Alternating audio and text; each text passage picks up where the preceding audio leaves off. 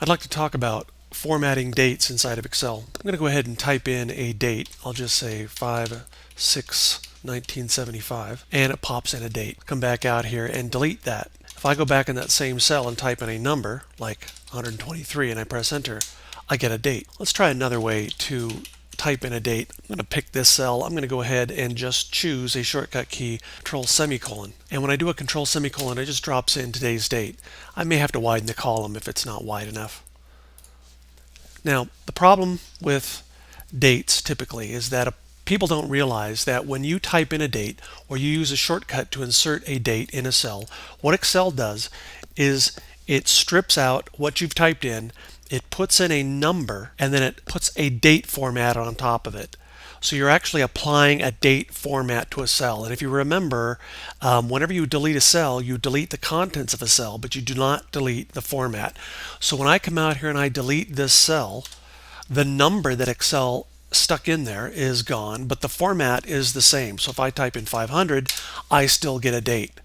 Now, what is that date that I typed in? I typed in the number 500. Well, this date represents the number of days that have passed since January 1st, 1900. So May 14th, 1901 is actually 500 days past January 1st, 1900.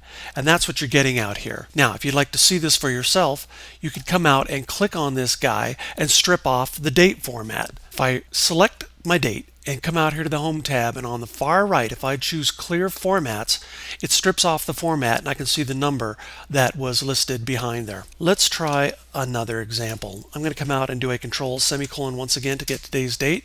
I will click on this guy and I will clear the formats, and I see 42,080 days. That's how many days have passed since January 1st, 1900.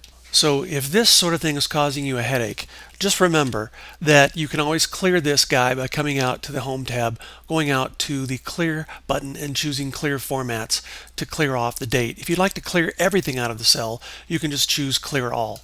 In fact, if you wanted to clear everything off of a cell, the formats, everything else, you can click on the Select All button out here to select all 17 billion cells in the sheet, and you can choose Clear All, and that will clear all of the contents and all the formats off of the whole sheet.